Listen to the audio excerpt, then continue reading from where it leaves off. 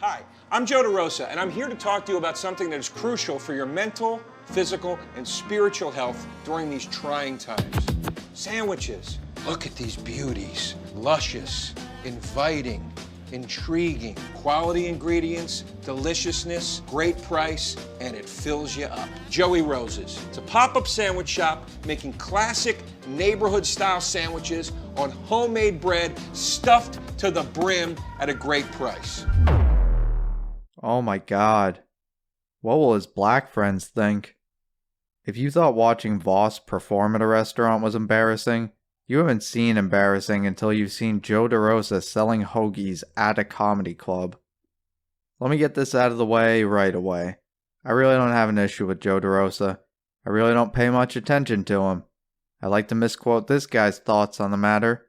He's not overrated. He's not underrated. He's really right where he should be as a comic.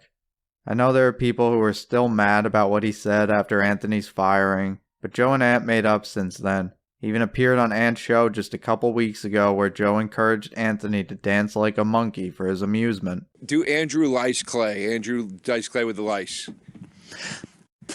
So I get home, right? The place he's moving only allows one dog. Do Andrew Dice. Get it? Andrew Dice Cuomo. Andrew Dice Cuomo. Joe at least recognizes funny. There are a lot of comics that don't.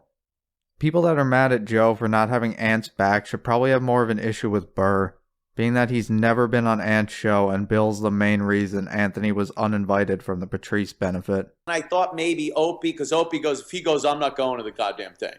And then when this latest thing happened in December, Bill was like, yeah, we just kind of want to, maybe you shouldn't come. And I'm like, all right, I don't give a shit. So why make a video on someone so unimportant in the comedy world? Well, he's still bigger than me. And I think it's really, really funny that Joe DeRosa's life and career is now dedicated to food and food only.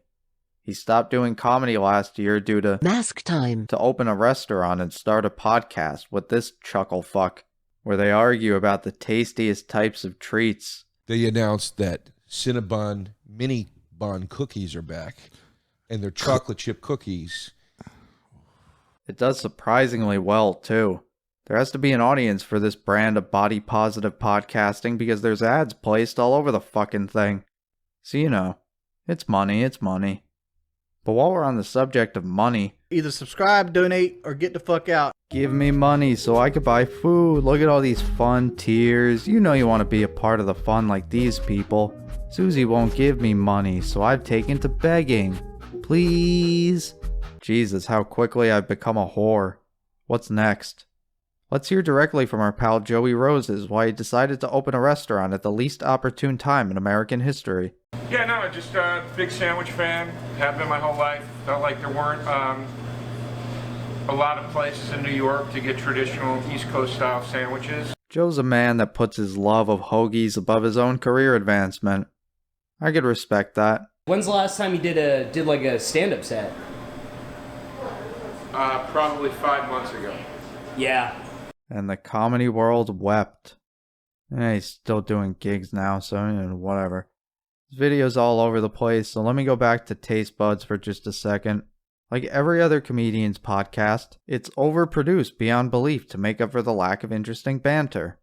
I mean, do you really need a 3-camera shoot for a podcast most people just listen to? Also, have you noticed there's a lot of podcasts that post clips with colorful captions? That's to keep children watching.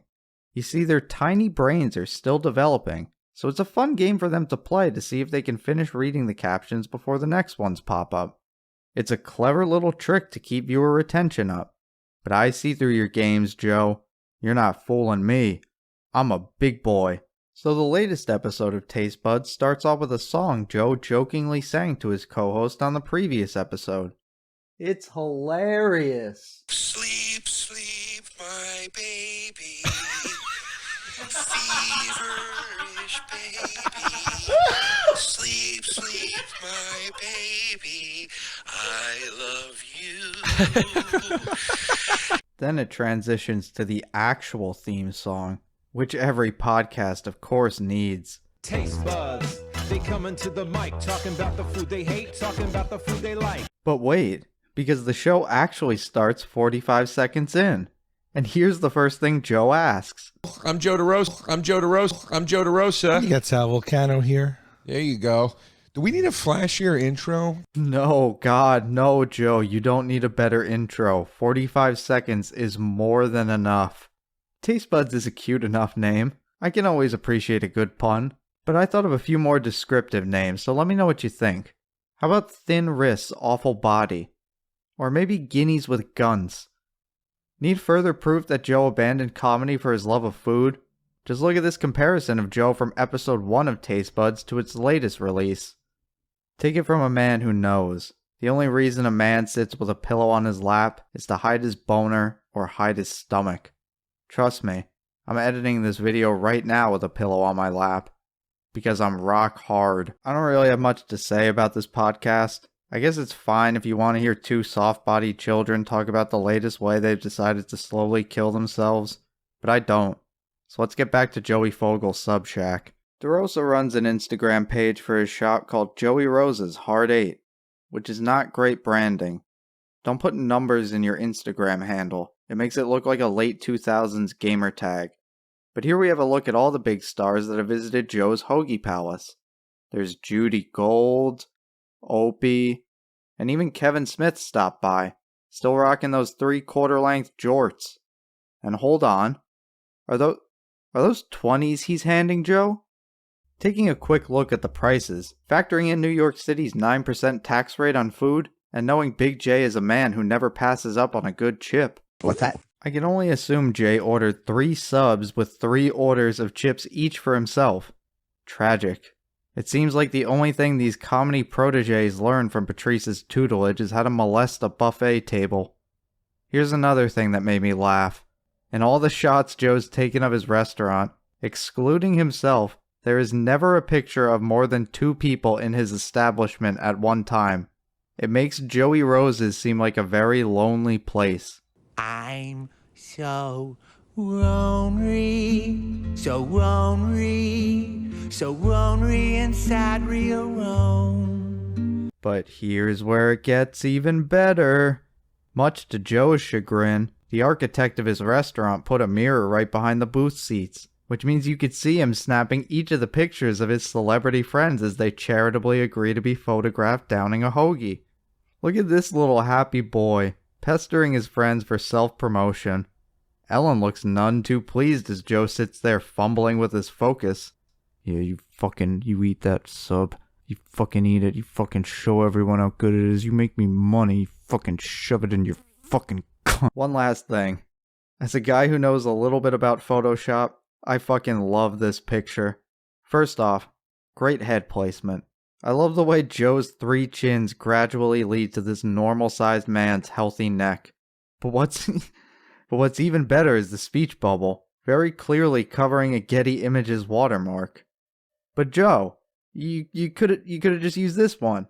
I mean, me and him Googled the same thing to find this image, so why not use the one that isn't clearly watermarked?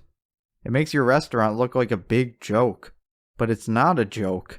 It's tragically all too real. I am never going to financially recover from this. You should hire me to do your advertising. I could do Photoshop. Look at this one. Wait, that's the original. I mean, look at this one. And it wouldn't be too hard to sell your subs either. They look pretty good. Like this one and my personal favorite, the really fat kid. Definitely looks better than what I'm used to getting served at comedy clubs. CJ liked his sub when he went. Maybe you guys want to go give one a try at the Stand in New York City anytime Wednesday through Friday from 12 p.m. to 4 p.m. I'd go myself, but Susie won't give me the shekels I've earned for all my hard work, so I can't afford it. So I usually try to have a point when making these videos, but I can't for the life of me remember why I wanted to do this one. It couldn't possibly have just been to beg for an advertising job for Joey Rose's sub club after mocking him for 10 minutes. Well, I liked it when you talked about movies with Ant. You should talk about movies more. Doesn't always have to be about food. And, you could grow a beard. It'd make watching your podcast a little bit easier. And, shit, I really did have a point. Oh, yeah. Yeah, my main point. Joe DeRosa's fat.